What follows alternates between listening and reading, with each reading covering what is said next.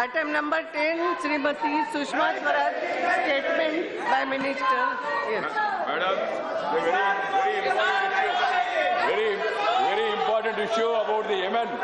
Yemen में जो फंस गए लोगों को वापस लाने के लिए evacuation of Indians who are held in Yemen. देखिए, एक बार रिक्वेस्ट है आप सबको, एक बहुत पूर्ण स्टेटमेंट माननीय सुषमा जी करना चाहेंगी येमेन के नागरिकों के संदर्भ में। कुछ तो हम रखें, हम किसी को बधाई भी नहीं देना चाहते, कुछ भी नहीं। Please go to your seat, please go to your seat. Yes please. आप ये कोई बात नहीं होती है ना, अपने खिलाड़ियों को बधाई दोगे।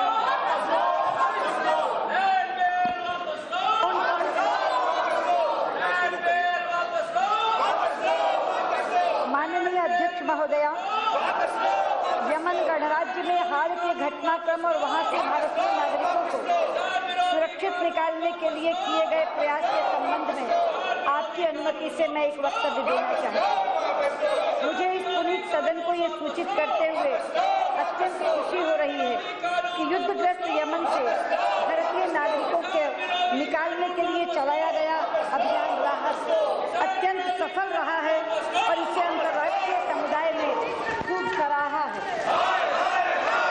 अध्यक्ष महोदया, हमने न केवल 4,741 भारतीय नागरिकों को वहां से सुरक्षित निकाला, बल्कि अत्यंत कठिन परिस्थितियों में 18 अप्रैल तक 48 देशों के 1947 विदेशी नागरिकों को भी सुरक्षित बाहर निकाला। इस निकासी प्रक्रिया के दौरान हम वसुधैव कुटुंबकम की भावना से ओतप्रोत रहे हैं। अध्यक्ष महोदया, वर्ष 2011 में अरब स्प्रिंग आंदोलनों की शुरुआत के उपरांत यमन में भारी उथल-पुथल के बारे में हम सब जानते हैं। उत्तरी यमन से विदेश के जेबी सिया बुट और राष्ट्रपति अब्दुल रब्बो मंसूर हादी के नेतृत्व में संघीय सरकार के बीच गंभीर मतभेद के कारण इस देश में सितंबर 2014 से ही राजनीतिक अनिश्चितता का माहौल बना हुआ है और सुरक्षा व्यवस्था दिनों दिन बदतर होती जा रही है। भारत सरकार यमन में आंतरिक घटनाक्रमों पर लगातार नजर रखे हुए है। यमन में बिगड़ते आंतरिक हालात से न केवल क्षेत्रीय सुरक्षा पर सीधा प्रभाव पड़ा है, अपितु इससे वहां रहने वाले हमारे भारतीय नागरिकों की सुरक्षा एवं कल्याण पर भी असर पड़ा है। सना स्थित अध्यक्ष जी, सना वहाँ की राजधानी का नाम है। सना स्थित हमारे राजदूतावास के अनुमान के अनुसार यमन के विभिन्न क्षेत्रों में 4,000 से अधिक भारतीय काम कर रहे थे। यमन में सुरक्षा माहौल के बिगड़ने की संभावना को देखते हुए विदेश मंत्रालय और सना स्थित हमारे राजदूतावास ने इस वर्ष 21 जनवरी को, 19 मार्च को और 25 मार्च को 3 परामर्श जारी करके वहां रहने वाले भारतीय नागरिकों को उपलब्ध वाणिज्यिक साधनों की सहायता से स्वेच्छा से यमन छोड़ने का आग्रह किया था, क्योंकि उस समय सुरक्षित निकला जा सकता था, किंतु तब किसी ने भी इस सलाह पर ध्यान देते हुए यमन नहीं छोड़ा।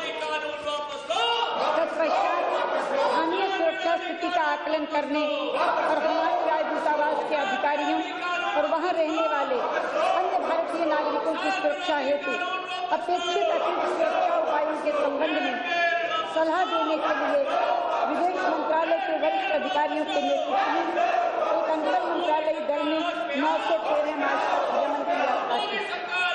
अध्यक्ष महोदया, हमने तत्काल अपेक्षित उपाय किए ताकि हमारे नागरिकों की सुरक्षा सुनिश्चित की जा सके। हमने यमनी एजेंसियों और क्षेत्र की अन्य सरकारों के साथ संपर्क साधा ताकि इन लोगों को सुरक्षित और समय पर निकाला जा सके। गठबंधन सैन्य बलों द्वारा यमनी हवाई क्षेत्र पर लगाए गए नो फ्लाई जोन तथा समुद्री मार्गों को बाधित किए जाने के कारण निकासी प्रक्रिया अत्यंत जटिल हो गई थी और ये बहुत कठिन कार्य बन गया। तथा 29 मार्च को सऊदी अरब के विदेश मंत्री से बातचीत की और इस निकासी प्रक्रिया में सहायता करने का अनुरोध किया। माननीय प्रधानमंत्री श्री नरेंद्र मोदी जी को सऊदी अरब नरेश महामहिम सलमान बिन अब्दुल अजीज अल सऊद के साथ 30 मार्च को टेलीफोन पर बातचीत हुई, जिसके दौरान सऊदी नरेश ने उन्हें हर संभव सहायता का आश्वासन दिया। अध्यक्ष महोदया, विदेश मंत्रालय ने सचिव पूर्व श्री अनिल वधवा की अध्यक्षता में विदेशों से भारतीय नागरिकों की स्वदेश वापसी के लिए स्थायी अंतर मंत्रालयी समूह की बैठक 26 मार्च से नियमित आधार पर होती रही, ताकि निकासी योजना बनाने, समन्वय करने और उसे कार्यान्वित करने का काम किया जा सके। हवाई तथा समुद्री मार्ग से निकासी की योजनाओं को प्रभावी बनाने तथा संशोधित करने के लिए 30 मार्च के बाद से मैंने स्वयं इस समूह की अनेक बैठकों की अध्यक्षता की। अध्यक्ष जी, हमने यमन में अपने नागरिकों और भारत में उनके परिवार के चिंतित सदस्यों की सहायता के लिए एक मिनट प्लीज आप बात समझिए, मेरे समझ में नहीं आता है। अभी बिल तो पेश ही नहीं हुआ है, आप जो विरोध कर, ये तो ऑर्डिनेंस जनरल में जो नियम के अनुसार बात सुनो, आपको विरोध करना है। जब बिल इंट्रोड्यूस होगा बिल्कुल जोर से विरोध, मगर अभी बिल इंट्रोड्यूस ही नहीं हुआ है, आप किस बात का विरोध कर रहे हैं मेरी नहीं समझ में आता। तो ये तो ऑर्डिनेंस है, उल्लेख हुआ है, वो तो हो गया है। प्लीज समझ, बिल इंट्रोड्यूस करते समय कर सकते हो, आपको प्रोसीजर के अनुसार कर सकते हो। Please no, this is not the way. बहुत महत्वपूर्ण बात हो रही है। इसका मतलब है आप यमन के नागरिकों के साथ नहीं हो, उनको वापस लाएंगे। परिवार के चिंतित सदस्यों की सहायता के लिए 26 मार्च से विदेश मंत्रालय में 24 घंटे कार्यरत नियंत्रण कक्ष तथा हेल्पलाइनों की स्थापना की। सना में हमारे दूतावास और जिबूती में हमारे नियंत्रण कक्ष में इसी प्रकार 24 घंटे कार्य करने वाली हेल्पलाइन स्थापित की गई। अध्यक्ष जी, इन कार्यों की जटिलता को ध्यान में रखते हुए हमने जिबूती को अपने निकासी प्रयासों का केंद्र बनाया। अध्यक्ष जी, मेरे सहयोगी राज्य मंत्री जनरल वीके सिंह ने स्वयं जिबूती में हमारे शिविर कार्यालय से इन प्रयासों का निरीक्षण किया। जनरल वीके सिंह ने इस कठिन कार्य को पूरा करने के लिए बार बार जिबूती और सना के बीच आना जाना किया। मैं यहाँ कहना चाहूंगी कि जनरल वीके सिंह ने एक मंत्री की तरह नहीं, बल्कि सेना के एक पूर्व जनरल की तरह वहाँ पर काम किया।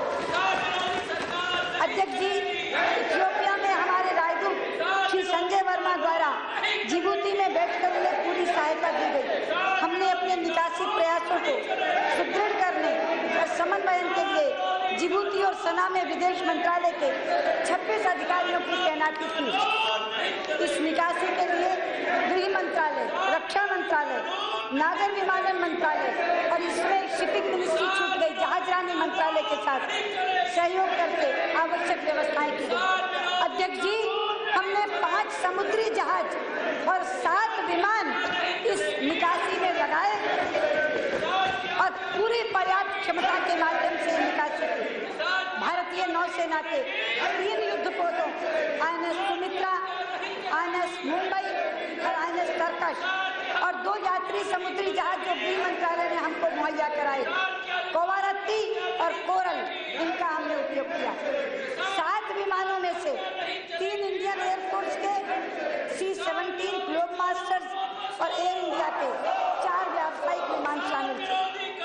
एयर इंडिया के 3 हवाई जहाजों ने भारतीय और विदेशी नागरिकों को सना से जिबूती पहुंचाया और एयर इंडिया के AI 777 का उपयोग हमने भारतीय नागरिकों को कोच्चि और मुंबई पहुंचाने में किया। युद्धरत गुटों के बीच भारी गोलाबारी तथा लड़ाई के बावजूद हमारी नौसेना के जहाजों ने यमन में एडन, अल हुदैदा और अल मुकल्ला बंदरगाहों से लोगों को सुरक्षित निकाला। अध्यक्ष जी, एडन से जब हमारी नौसेना निकाल रही थी, धूप अंधेरा था, हाथ को हाथ दिखाई नहीं दे रहा था, ऊपर से गोलाबारी हो रही थी। उस समय भी 180 की जगह 350 लोगों को भारतीय नौसेना का जहाज लेकर के एडन से निकला। हमारे राजदूत श्री अमृत गुगुन की ही में यमन में हमारे दूतावास के अधिकारियों और कर्मचारियों ने हमारी निकासी योजना के संचालन के लिए अत्यंत कठिन परिस्थितियों में रात दिन काम किया। जिबूती में तैनात हमारे अधिकारियों ने भी अथक कार्य किया और इस व्यापक प्रयास का समन्वय किया। जिबूती में हमारे मानव काउंसिल श्री नवीन कोठारी ने हर संभव सहायता की। अध्यक्ष जी, हमने ये भी सुनिश्चित किया कि हमारे जिन नागरिकों के पास यात्रा दस्तावेज नहीं थे उन्हें सना से हमारे दूतावास द्वारा आपात प्रमाण पत्र उपलब्ध कराए जाएं। हमने यमन में उन सभी भारतीयों को जो घर वापसी के इच्छुक थे समय से और सुरक्षित निकासी में सहायता करने के लिए हर संभव प्रयास किया। अध्यक्ष जी, हमने यमन से सिर्फ निकासी प्रक्रिया की देखरेख ही नहीं की बल्कि इससे भी आगे बढ़कर कार्य किया। भारतीय रेल ने वहां से वापस आए लोगों को संभाला और उनको घर तक की यात्रा के लिए निःशुल्क कंफर्म्ड टिकट दिए और पूरा अतिथि सत्कार किया। संबंधित राज्य सरकारों विशेषकर महाराष्ट्र और केरल में वापस आने वाले सभी व्यक्तियों को भारत में उनके आगमन पर सहायता उपलब्ध कराई। यहाँ मैं महाराष्ट्र सरकार द्वारा किए गए प्रयासों का विशेष तौर पर उल्लेख करना चाहूँगी। यद्यपि मुंबई पहुँचने वालों में से ज़्यादातर लोग अन्य राज्यों के थे, तथापि महाराष्ट्र सरकार ने उन्हें हवाई अड्डे पर सभी सुविधाएं प्रदान करवाई और आगे की यात्रा के लिए 3-3 हजार रुपए का हर यात्री को नकद भुगतान किया। अध्यक्ष महोदया, ये बहुत इम्पोर्टेंट बात है।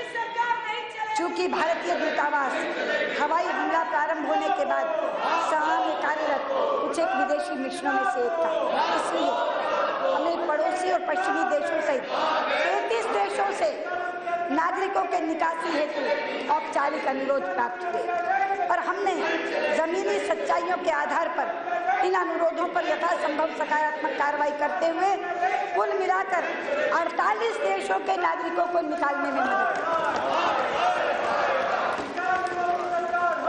और ये देश कौन से हैं? Australia, Bangladesh, Bahrain, Canada, Cuba, Djibouti, मिस्र, El Salvador, Ethiopia, France, Greece, Germany, Hungary, Indonesia, Iran, Iraq, Ireland, Italy, Jordan, Kenya, Kyrgyzstan, Lebanon, Maldives, Morocco, Myanmar, Mexico, Moldova, Nepal, New Zealand, Philippines, Pakistan, Romania, रूस, Somalia, Sweden, Sri Lanka, Sudan, Spain, Switzerland, Syria, Tanzania, Britain, Uzbekistan, America, UAE, Uganda, Ukraine और Yemen के नागरिकों की हमने सहायता की। इसकी विश्व भर में सराहना की।